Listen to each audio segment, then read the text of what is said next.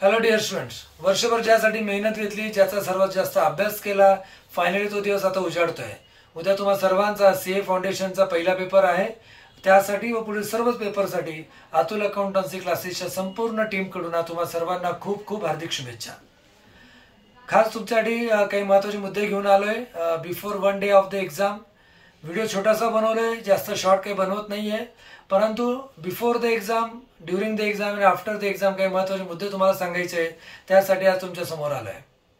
Before the exam, आता पेपरला जाण्यापूर्वी कोणाशीही चर्चा करू नका, कोणाकडून काही एक्स्ट्रा टिप्स घेऊ नका, कोणाकडून काही जास्त डाटा, व्हिडिओज, काही कलेक्शन, नोट्स मागू नका.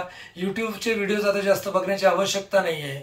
आपण जो वर्षभर अभ्यास केला आहे त्यावर संपूर्ण विश्वास ठेवून, स्वतःच्या मेहनतीवर विश्वास ठेवून आणि आपण केलेल्या सर्व प्रॅक्टिसवर विश्वास ठेवून उद्याचा आणि पुढचे सर्व पेपर तुम्हाला अटेम्प्ट करायचे आहे, एवढंच फक्त लक्षात ठेवा.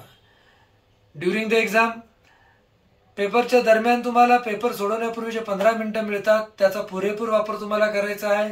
स्टार्ट टू एंड पूर्ण पेपर नीट वाचा.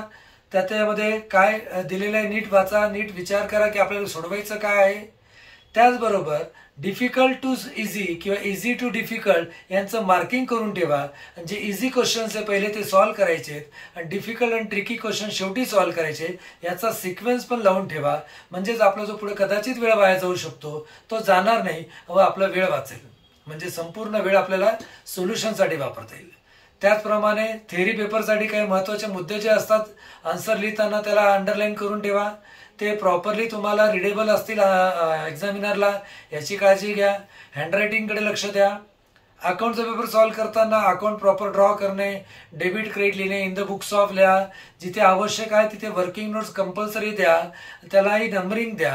हे सर्व छोटे छोटे मुद्दे, महत्त्वाचे पॉईंट तुम्हाला वर्षभर सांगितले गेलेत, क्लासमध्ये शिकवले गेलेत, मॉक टेस्टमध्ये आपण बघितले. त्याला फॉलो करा आणि त्या पद्धतीने पेपर सॉल्व्ह करा, म्हणजे तुम्हाला जास्त अडचणी काही येणार नाही. After the paper, point number 3, paper झाल्यानंतर कोणाशी चर्चा करू नका की पेपर कसा गेला किंवा याचा आन्सर काय होतं, त्याचं आन्सर काय होतं. कारण की जो तुम्हाला आन्सर सांगणार आहे त्या विद्यार्थ्यालाही कॉन्फिडन्स नसतो की त्याने लिहिलेलं उत्तर 100% बरोबर आहे की नाही. मग अननेसरी आपल्या स्वतःच्या कॉन्फिडन्सवर त्याचा परिणाम होतो व पुढच्या पेपरला थोडेसे प्रॉब्लेम्स येऊ शकतात आणि आपले कॉन्फिडन्स लो होऊ शकतो. म्हणून आता कोणालाही चर्चा न करता, बिफोर द एक्झाम पण आणि आफ्टर द एक्झाम पण कोणाशी चर्चा न करता स्वतःवर विश्वास ठेवून, स्वतःच्या मेहनतीवर, प्रॅक्टिसवर विश्वास ठेवून कॉन्फिडेंटली आपल्याला पेपर द्यायचा आहे. पेपरला जाण्यापूर्वी फक्त आईवडिलांचा आशीर्वाद घ्या.